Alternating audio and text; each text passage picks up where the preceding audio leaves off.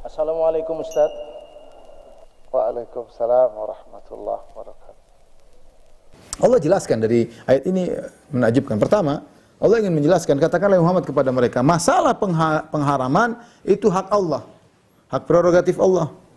Makanya katakanlah, la ajidu fima uhiya ilayya muharraman ala ta'imin yata'umhu. Katakanlah kepada mereka, aku tidak mendapati dari wahyu yang Allah wahyukan kepadaku, ya, suatu yang haram atas orang yang memakannya. Kecuali 4 perkara, illa ayyakuna maitah. Pertama, bangkai. Au dama masfuhan, atau darah yang mengalir. Au lahma khinzirin, atau daging babi, fa innahu rijsun. Karena itu adalah kotor atau najis. Au fiskon uhilla li ghairillahi bi, atau yang disembelih tanpa menyebut nama Allah. Ini saja yang aku dapati. Ingat ini ayat ini turun di Mekah, ya. Di Mekah ketika itu yang diharamkan cuma sedikit. Setelah itu datang pengharaman-pengharaman seperti dalam surat Al-Maidah. Allah mengharamkan khamar, Allah mengharamkan misalnya hewan-hewan apa namanya, al-mutaraddiyatu wan natiha, ya, wal mauqudhatu wal mutaraddiyatu wan natihatu wa ma akala sab'u illa ma dzakaitum. Maka setelah itu Allah mengharamkan juga hewan yang terjatuh, hewan yang dipukul mati tidak disembelih, seperti itu, ya, yang dimakan oleh hewan buas kemudian tidak sempat disembelih, ya. Ada pengharaman-pengharaman yang lain. Tetapi ketika di Mekah, ya, Nabi disuruh mengatakan kepada mereka, masalah pengharaman itu hak Allah. Dan aku sudah cek dari wahyu yang Allah kirimkan kepadaku, yang Allah wahyukan kepadaku, cuma 4 yang haram. Bangkai karena bangkai kotor, ya. Bangkai, darah yang tidak dikeluarkan, ini bisa mengandung penyakit sehingga tidak boleh kalau hewan yang bangkai, ya, di mana darahnya tidak dialirkan. Au dama masfuhan, atau darah yang mengalir. Tidak boleh darah yang mengalir kita tampung kemudian kita goreng, enggak boleh, ya. Dama masfuhan tidak boleh. Tapi kalau darah yang tersisa di daging atau yang bercampur dengan daging itu tidak jadi masalah, ya. Seorang sudah menyembelih sapi, darahnya sudah keluar semua. Kemudian ketika dia menyembelih ada darah-darah nyempil-nyempil di daging-daging, itu enggak ada masalah. Itu dimaafkan. Bukan itu yang dimaksud, ya. Kadang-kadang kita makan gorengan ayam ada darahnya nempel, enak, ya. Rasanya enak, dan itu makanya ada orang yang nampung darah untuk digoreng. Tapi kalau darah yang sedang mengalir itu hukumnya haram. Tapi darah yang tersisa di bagian daging misalnya, atau nempel di tulang atau semisalnya, maka ini tidak jadi masalah. Yang haram adalah dama masfuhan, darah yang mengalir.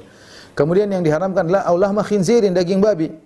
Fa innahu rijs, karena kotor. Daging babi jelas kotor, makannya kotor, dagingnya juga banyak cacingnya, ya, dan macam-macam, ya. Kemudian au fiskon uhilla li ghairillahi bi, atau hewan yang disembelih dengan nama selain Allah, meskipun bersih, meskipun hewan tersebut sehat, tapi tidak disebut nama Allah, maka itu tidak boleh dimakan, ya. Karena hewan yang menciptakan hewan tersebut adalah Allah, maka ketika darahnya dialirkan juga harus dengan nama Allah, bukan dengan nama selain Allah. Inilah 4 yang diharamkan. Wahai kalian, sementara kalian bilang, wahai orang musyrikin, tidak boleh makan ini, tidak boleh makan jantannya, tidak boleh makan betinanya, tidak boleh makan janinnya.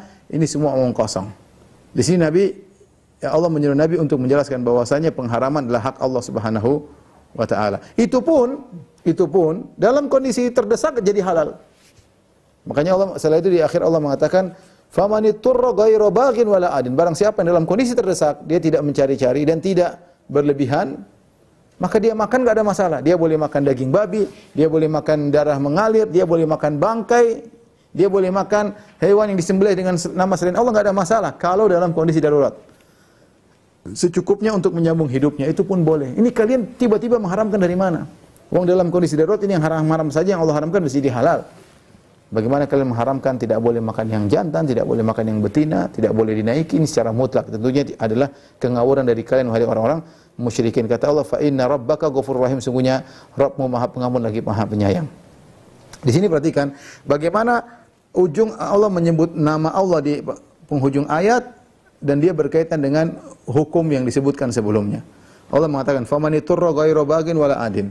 Barang siapa yang dalam kondisi darurat makan yang haram, Allah tidak mengatakan maka halal, tidak.